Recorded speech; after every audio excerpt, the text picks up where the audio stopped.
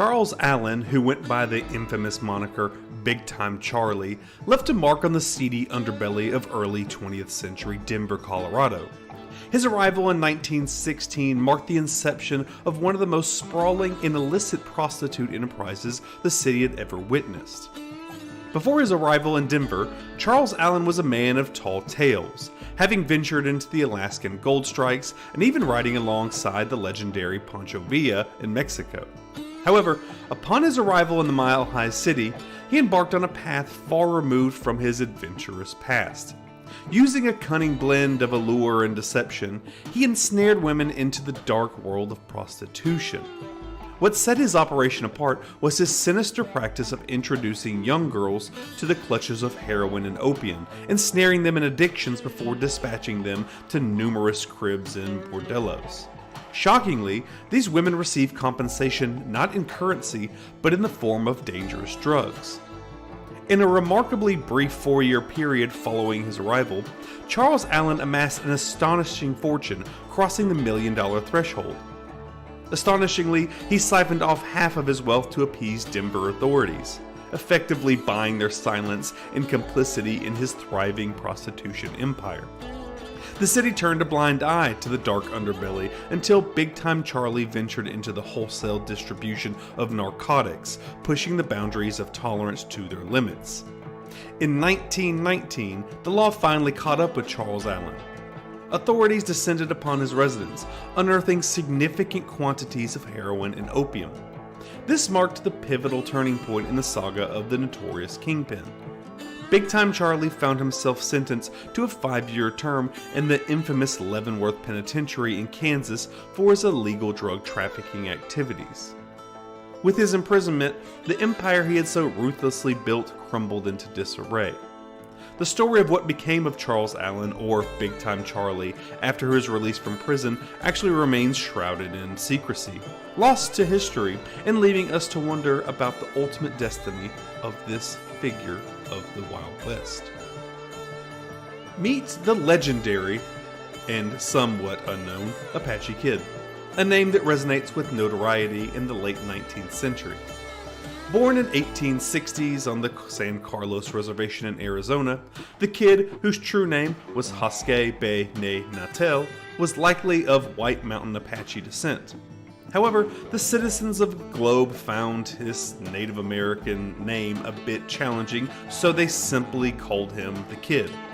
From a young age, he picked up English and took on various odd jobs in Globe, where he formed an unlikely friendship with the renowned scout, Al Sieber.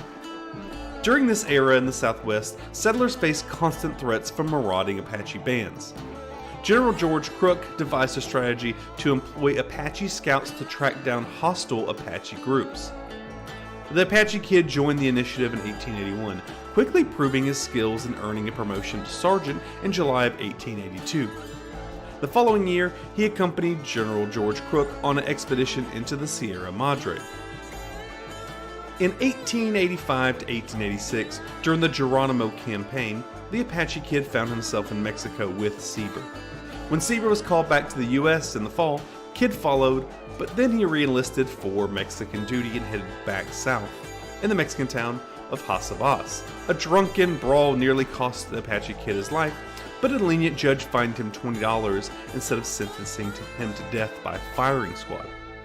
The army sent him back to San Carlos. In May of 1887, the Apache Kid was left in charge of Indian scouts and guardhouse at San Carlos, while Captain Pierce and Al Sieber, his old friend, were away. During this time, a group of scouts decided to have an unlawful party, where they made like a fermented fruit corn beverage, essentially beer.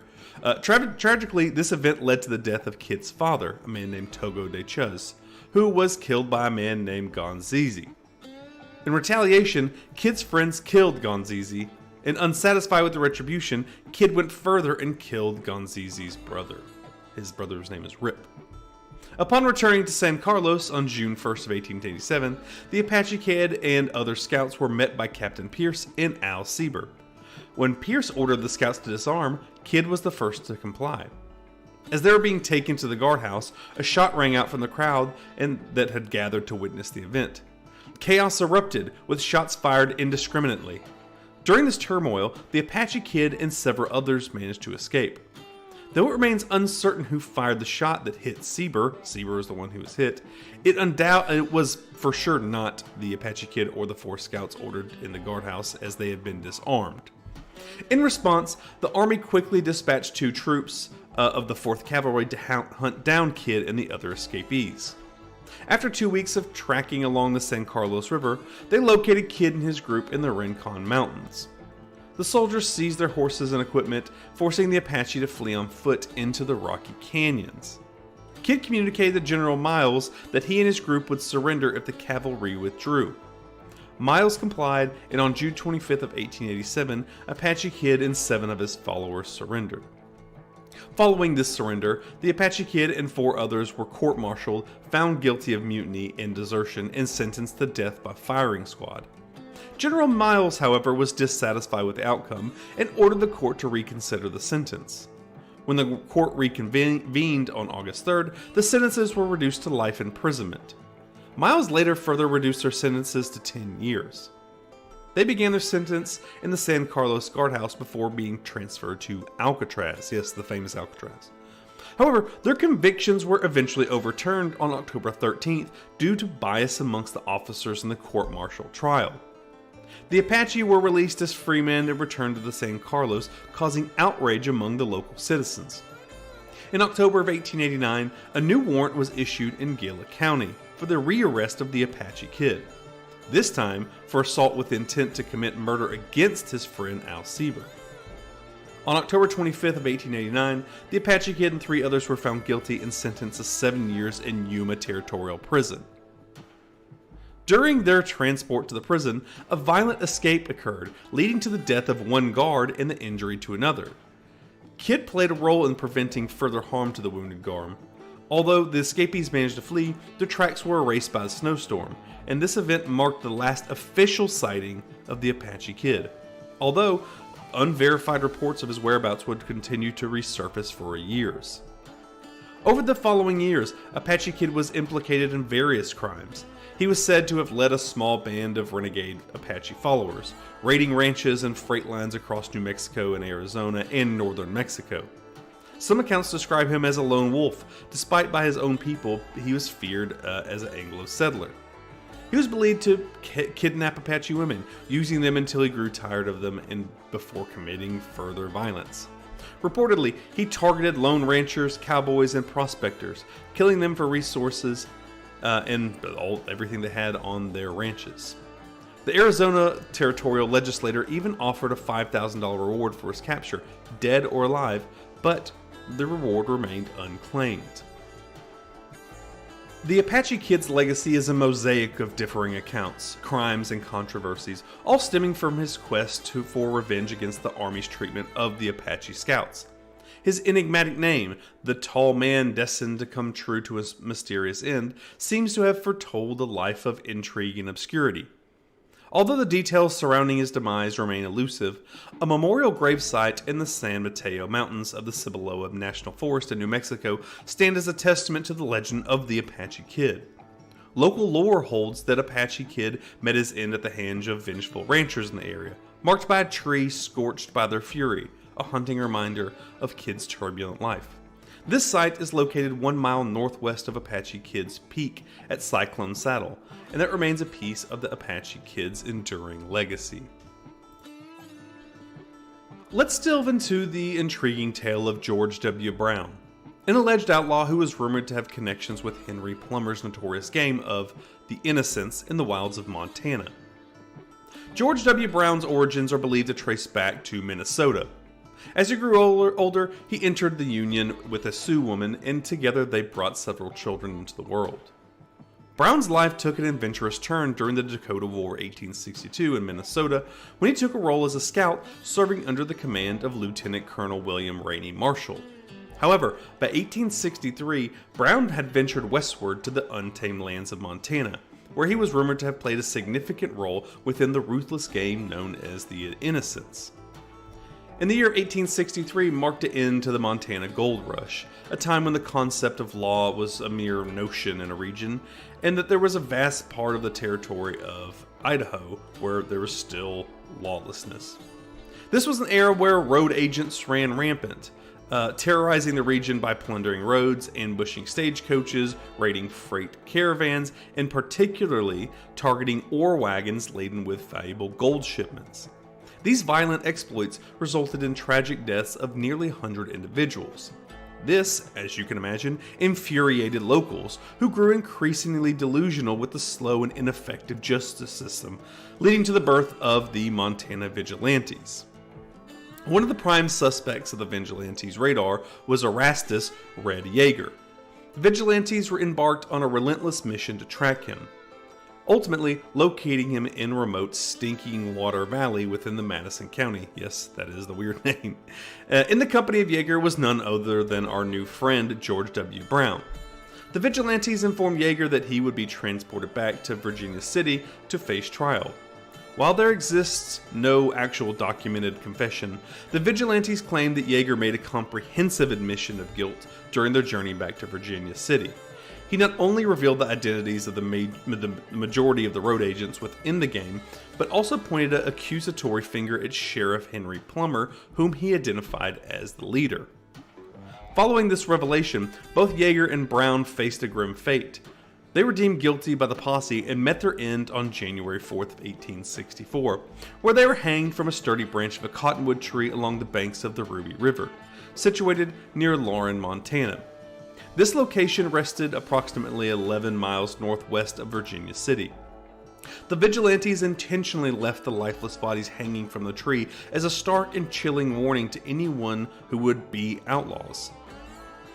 To further emphasize their point, a note was affixed to Yeager's lifeless body, labeling him as Red, Road Agent and Messenger, while George Brown's received an ominous moniker, Brown, Corresponding Secretary.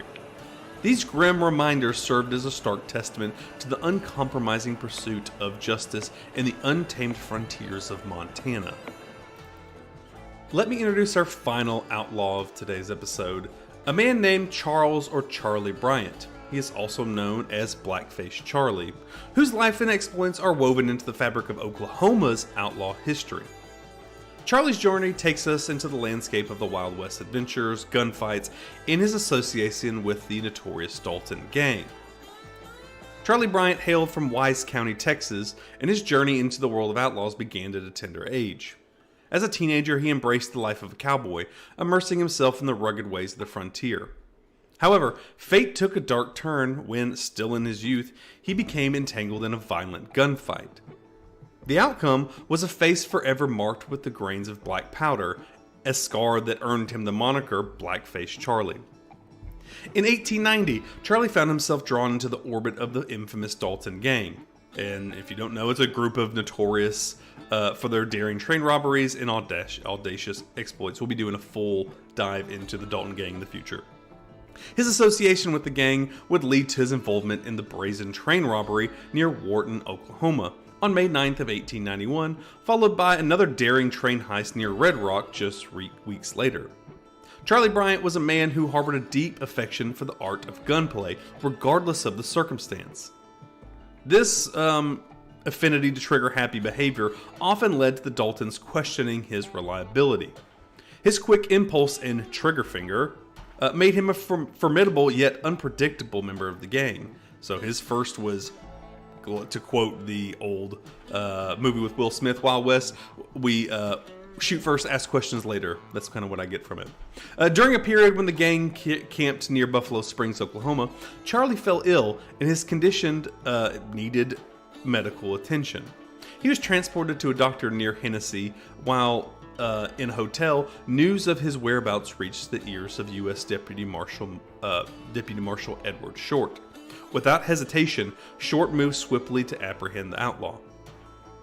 On a fateful day of August 3rd of 1891, Short and Charlie boarded a train bound for the Federal District Court of Wichita, Kansas. Fate, however, had a cruel twist in store. Short made an unfortunate decision to temporarily leave Black Charlie under the watchful eye of the express car messenger while he relieved himself. Believing Charlie to be asleep, the messenger momentarily set the guard down and focused on his duties. Yet, Charlie, the ever-cunning outlaw, had merely been feigning sleep. In an audacious move, he seized the opportunity, snatching the revolver from the unsuspecting messenger, and upon Short's return, fired a fatal shot into the marshal's chest as he re-entered the car. A desperate gunfight ensued, and Short swiftly retaliated using his rifle, resulting in catastrophic consequences. Charlie Bryant's chest was ravaged by the return fire, severing his spinal column.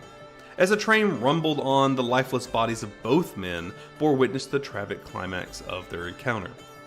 When the train finally reached Waukemis, Oklahoma, it carried with it the weight of the deadly confrontation, leaving 2 men dead in an enduring tale of the Wild West. The story of Charlie Bryant, the trigger finger outlaw, remains etched in the history as a testament to the unpredictable and unforgiving nature of the frontier life during that era.